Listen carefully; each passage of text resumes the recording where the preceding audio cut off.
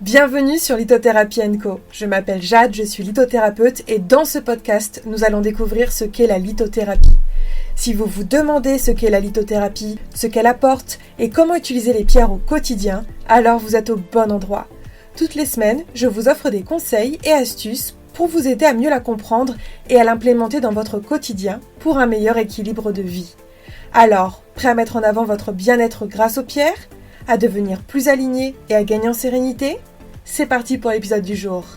Bonjour à tous et bienvenue dans l'épisode 229 du podcast Lithothérapie & Co, le premier épisode de 2026. Yay! Et évidemment, pour ce premier épisode de 2026, je vous fais le fameux épisode sur la numérologie et les pierres pour que vous puissiez avoir les tendances parce que je sais que vous adorez cet épisode-là tous les ans. Et je m'exécute avec joie. Alors, pour reprendre, pour les pas habitués, ceux qui ne connaissent pas, pourquoi je parle de numérologie et qu'est-ce que c'est ? La numérologie, c'est un langage symbolique qui part d'un principe qui est assez simple.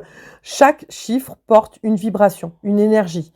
Et cette vibration, elle va influencer les cycles, les périodes de vie, d'ouverture, de clôture, les opportunités qu'on va avoir. C'est pas de la magie, c'est juste un outil d'observation, comme on observe qu'il y a une pleine lune en taureau. Voilà, de toute manière, tout est énergie, bien évidemment. Donc, c'est un système qui met des mots sur ce que beaucoup vont ressentir de manière assez intuitive dans leur vie. Donc, la numérologie, elle se structure généralement avec 9 chiffres, puisque les chiffres vont de 1 à 9. Parce qu'après, par exemple, quand on a 10, 10, c'est égal à 1 plus 0, ça revient à 1. Donc, on est vraiment sur des cycles de 1 à 9. Et souvent, 1, c'est un cycle de début, 9, c'est un cycle de fin. Donc voilà, donc ils portent chacun 9 archétypes, 9 énergies bien particulières. Et chaque année, on avance d'un cran. Et voilà, et ça, c'est ce dont je vais vous parler aujourd'hui. Alors, pourquoi est-ce que la numérologie fonctionne ? Déjà, moi, je voulais vous en parler parce que je pense que la plupart d'entre vous ne le savent pas. Mais ce qui est intéressant, c'est même de regarder de manière rétroactive en quelle année vous étiez quand vous avez fait certaines choses. Parce que par exemple, moi, j'ai quitté mon job de salarié en année 9, pas par hasard, une année de clôture, et j'ai créé Audage en année 1. J'ai déménagé chez ma grand-mère pour l'accompagner dans sa fin de vie en année 4, ce qui n'était pas du tout un hasard non plus. Et j'ai recommencé à voyager en année 5, alors que ça faisait 10 ans que je n'étais pas repartie en voyage. Donc, pour l'instant, ça ne vous parle peut-être pas, mais je vais vous expliquer les chiffres après. Mais si vous avez envie d'être curieux, intéressez-vous en quelle année vous étiez et ce qui s'est passé de les temps forts de cette année-là. Et vous allez voir à quel point c'est tellement juste à chaque fois. Alors, il faut savoir qu'en numérologie, bien évidemment, on peut faire son thème numérologique pour comprendre qui on est en termes d'énergie, de chiffres, etc. Mais ce qui est hyper important, et ce que je vais vous parler aujourd'hui, c'est l'année universelle. L'année universelle, c'est quoi ? C'est l'énergie collective. Chaque année, en fait, l'humanité, elle va traverser une même vibration globale. C'est ce qu'on appelle l'année universelle. Il va y avoir un chiffre pour cette année, pour l'année 2026. Et généralement, le calcul est assez simple. On se base sur l'année en cours, donc 2026, c'est 2 plus 0 plus 2 plus 6, c'est égal à 10. Donc 10, comme vous le savez, ça n'existe pas, on réduit 1 plus 0, c'est égal à 1. Donc cette année, on est en année 1. Voilà. L'année dernière, en 2025, on était en année 9. Et donc, c'est un nouveau cycle collectif qui démarre.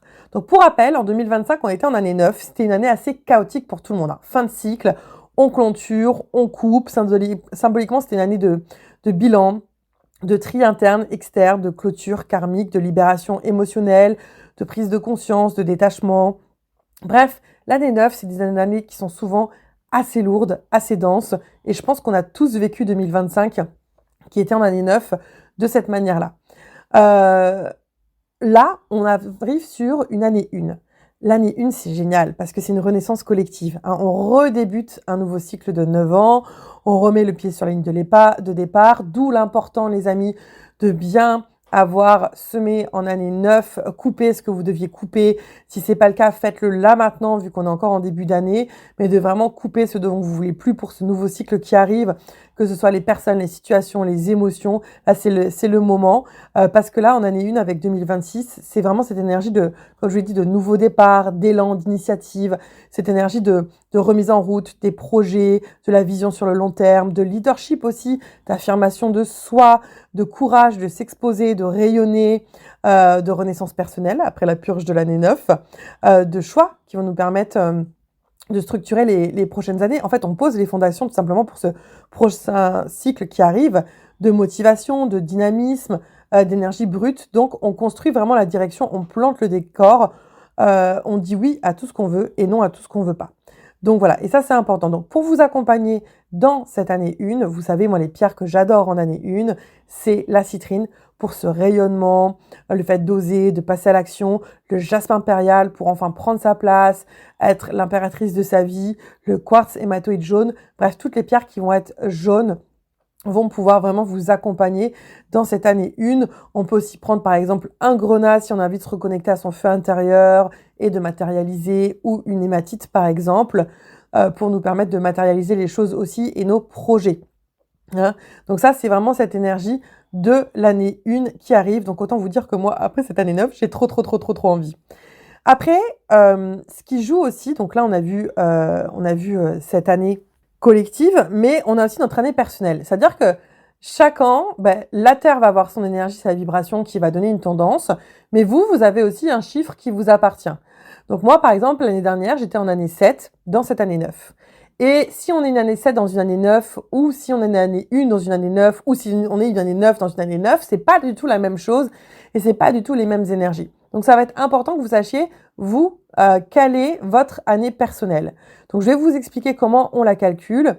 C'est simple, pour calculer l'année personnelle, on va additionner son jour de naissance à son mois de naissance et à l'année en cours. Donc typiquement, moi je suis née le 20 mai 1988. Donc le 20, je vais additionner 20 pour le 20 mai, 5 pour le mois de mai, plus 5, plus 2026, puisqu'on est en 2026. Et donc, ça fait que cette année, je suis en année 8. Voilà. Donc, à vous de voir. Vous additionnez votre jour de naissance à votre mois de naissance à l'année en cours. Vous avez un chiffre de 4 que vous réduisez jusqu'à ce que ça fasse moins de 10. Si jamais vous avez un problème pour le calculer, je vous mets en dessous le lien vers la page de numérologie qu'il y a sur Audage, où tout est expliqué clairement et ce sera peut-être plus clair pour vous. Alors, cette année personnelle, elle est importante parce que justement, elle donne la météo énergétique de votre année dans cette année 1 en cours. Elle vous donne le tempo, quand est-ce qu'il faut accélérer, quand est-ce qu'il faut ralentir, quand est-ce qu'il faut récolter, les grands thèmes de, voilà, est-ce que c'est une énergie qui va être focus sur l'amour, le pro, l'argent, la famille, la guérison, la logique de ce que vous vivez. Et c'est important de savoir où vous êtes et où vous vous situez dans le cycle pour comprendre justement ce qui est soutenu, ce qui l'est pas, ce qui demande de la patience, ce qui demande au contraire une action immédiate. Et ça aide énormément. Donc, si jamais vous êtes en année 1, sachez que là, vous avez le jackpot parce que vous serez une année 1 dans une année 1. Franchement, là, on peut pas rêver mieux. Donc, cette énergie des nouveaux départs, comme je vous l'ai dit, donc de renouveau, d'initiative, de sommet, des projets fondateurs. C'est vraiment l'année pour oser, pour vous lancer, pour poser les bases et reprendre votre pouvoir créateur. Donc là, vous pourrez avoir par exemple de nouvelles idées, une relance d'énergie, un regain d'ambition, des mises en avant. Et donc pour accompagner cette année 1, comme je vous le disais, ce sera les mêmes pierres que pour cette année. On peut avoir la citrine, le jaspe impérial et le quartz hématoïde jaune, bien évidemment. Un deuxième, si vous êtes en année 2, là, on est sur une énergie de collaboration, d'équilibre, mais aussi de dualité. Hein, ça, c'est l'année 2. Donc, on a envie de plus de généralement, cette année, on va pouvoir œuvrer entre des énergies cette dualité du 2, du blanc, du noir, du pile, du face, qui va venir nous mettre un petit peu à l'épreuve, qui va venir aussi faire ressortir cette hypersensibilité qu'on peut avoir. Mais en même temps, c'est aussi une année où justement, qui va être propice aux collaborations, aux partenariats, aux rencontres également, et à venir équilibrer justement ces dualités-là. Et en fonction de comment on le vit, on peut la vivre plus ou moins bien. Donc là, ça va être important si vous êtes en année 2, de vous accompagner par exemple d'un jaspe Kambaba pour l'équilibre émotionnel, de la célestine pour bien communiquer et suivre votre intuition, dans cette année 2, bien évidemment, et la merlinite pour vous accompagner dans ce côté dualité, puisqu'elle est blanche et noire en même temps, donc elle vous accompagne sur ça. Si vous êtes en année 3 cette année, sachez que c'est l'année de l'expression, de la créativité, également, puisque 1 plus 1 égale 3. Un papa, une maman égale un bébé. Donc, c'est vraiment la créativité de manière générale, la communication, le côté social aussi. Donc, c'est une année où on vous invite, ce sera important pour vous de vraiment oser à tous ces niveaux-là, de s'ouvrir, de rayonner, de partager. C'est une année pour faire des nouvelles rencontres, pour mettre en place des projets créatifs, pour se rendre visible. En tout cas, l'année 3, pour moi, c'est vraiment une année de fertilité personnelle et professionnelle à tous les niveaux. Donc, pour accompagner le côté créativité, fertilité, bien évidemment, la cornaline. Pour le côté projet, l'hématite. Et pour la communication, l'aigle marine. Si jamais tu es en année 4 cette année, eh bien, sache que là, c'est une année de structure. Donc, c'est pas forcément des années d'expansion, parce que c'est des années où on va venir structurer, que ce soit au niveau business ou personnel. Moi, quand j'étais en année 4, c'est une année où j'ai énormément structuré. C'était moins des années d'expansion, mais c'est justement pour avoir de l'expansion dans l'année juste derrière. Donc, c'est hyper important. Donc, on est plus sur des énergies d'organisation, de travail, de rigueur, de construction. C'est une année qui est lente, mais solide. Mais elle nous invite à prendre nos responsabilités, nos engagements, à vraiment poser les choses, les bases matérielles. Pour nous, c'est une année d'ancrage et de structuration. Donc pour ça, qu'est-ce qu'on propose? Bien évidemment, du bois fossilisé qui est la pierre d'ancrage par excellence, l'ammonite qui est la pierre de la sagesse personnelle et l'aragonite rubanée qui est la pierre de la solidité. Si tu es en année 5, alors les années 5, c'est des années où on a beaucoup plus de mouvement.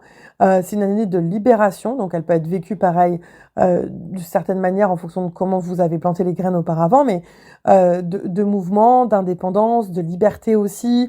Moi, je vous l'ai dit, cette année-là, c'est comme par hasard l'année où je m'étais remise à faire des voyages en année 5. Donc, c'est une énergie où il peut y avoir des imprévus, des ouvertures, ça bouge, ça transforme. Donc, on peut s'attendre justement à des voyages, des opportunités, des changements dans le pro ou dans le perso. Le fait aussi des fois de étouffer, d'avoir besoin de respirer, ça peut aussi aller avec cette année 5, mais qui porte aussi donc l'élan de joie, de liberté et d'aventure. Donc le grenat pour nous reconnecter et suivre toujours notre feu intérieur et notre passion, la pierre de soleil pour tout ce qui va être joie et dynamisme, et la turquoise pour les voyages et la communication, les amis. Si tu es en année 6, l'année 6, c'est des années d'engagement, d'engagement, de responsabilité et d'harmonie. Donc, on va chercher, c'est des années où on tape du poing quand les choses qui ne conviennent plus nous conviennent plus. On a vraiment envie de retrouver un équilibre qui nous appelle sur tous les plans. C'est des années où on nous demande effectivement de nous responsabiliser beaucoup. C'est des années qui sont tournées vers la famille, l'amour, le foyer. On consolide en fait ce qui compte vraiment. Donc, on peut avoir des engagements amoureux, des décisions importantes, des guérisons émotionnelles. On a une forte énergie du cœur aussi sur ces années 6, mais surtout d'harmonisation à tous les niveaux. Donc là, forcément, la chrysocole, ça va être une pierre qui va être très importante pour toi, parce que la chrysocole, c'est la pierre par excellence en fait, de l'harmonie. On va avoir le cristal de roche, qui est la pierre vraiment du perfectionniste, de la clarté, et la calcite bleue, qui est la pierre de sérénité pour t'accompagner. Si tu es en année 7, c'est là que j'étais l'année dernière en année 7, c'est des années de retrait et d'introspection. Donc on est sur une énergie plus de spiritualité, mais aussi de guidance, parce que c'est introspection, mais également le fait de vouloir apprendre, c'est très initiatique, donc souvent on a envie de se former ou d'apprendre des choses, de faire des études, de méditer, d'être dans la spiritualité. On est dans une solitude qui est un peu positive. Et c'est vrai que moi, par exemple, je suis en année 7. L'année dernière, j'étais en année 7. J'avais démarré l'année 7 en me disant « Je ne voyage plus en début d'année, j'ai besoin de me retrouver seule avec moi-même ». J'appréhendais l'année dernière cette année 7 dans l'année 9 en me disant « Waouh, ça va être ultra costaud ». Et en fait, mon cheminement à moi s'est fait d'une manière complètement inattendue. J'ai fait énormément d'introspection, j'ai eu énormément d'éveil, mais ça s'est pas fait comme je le pensais du tout. Donc pour ça, pour vous dire je vous donne les grandes tendances, mais gardez l'esprit ouvert. Vous allez voir que des fois, ça peut arriver d'une manière dont on ne s'attend pas, que ce soit dans le positif ou dans le négatif. Donc voilà. En tout cas, dans l'année 7, l'important, c'est de ralentir pour comprendre, voilà, d'avoir des réponses intérieures, des grands déclics. On est vraiment dans une année aussi, on a une quête de sens. Donc voilà, donc pour l'année 7, moi, ce que je te conseille, c'est la fluorine verte pour tout ce qui va être études, initiation par rapport à ce que tu veux faire, l'améthyste, le spirituel bien évidemment, et la pierre de lune noire pour le côté introspectif.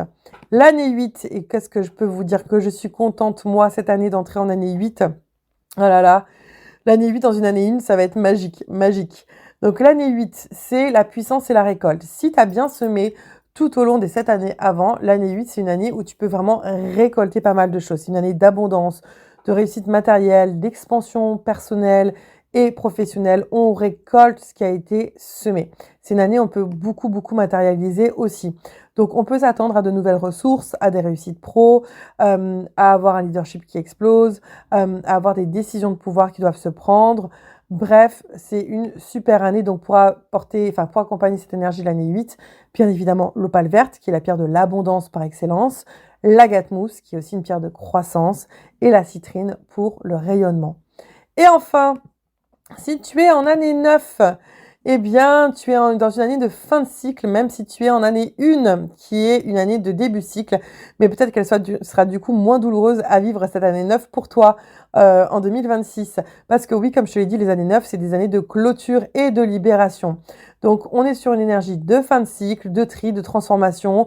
On te demande de te débarrasser du superflu. Tu vas voir, il y a des choses qui vont couper tout seul, tout ce qui ne te convient pas. Je ne sais pas si vous avez remarqué l'année dernière, en année 9, il y a peut-être énormément de choses où ça s'est fait du tri naturellement, que ce soit sur des relations, des situations, des choses comme ça. C'est normal. Hein. L'année 9, encore une fois, c'est les bilans, le détachement, la guérison karmique, le nettoyage émotionnel.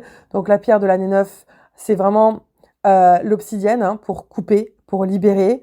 C'est aussi la rhodonite pour les blessures, les chocs émotionnels qui ressortent. Et l'améthyste pour l'élévation spirituelle. Mais on est vraiment dans un cycle de vie, mort, renaissance. Avec cette dualité, attention à pas prendre le pas sur l'énergie du 1, il faut quand même enlever certaines choses. Voilà les amis, alors je sais pas ce qui vous attend, dites-moi en commentaire sous cet épisode de podcast ou sur Instagram justement, vous êtes en quelle année, j'ai trop hâte de savoir. Et ce que je peux vous dire, c'est que l'année 1 va faire du bien cette année, ok ? Donc voilà, on commence avec une belle énergie d'espoir, de mise en mouvement pour 2026 et ça, j'adore. Allez, on se retrouve la semaine prochaine pour un nouvel épisode. Ciao, ciao.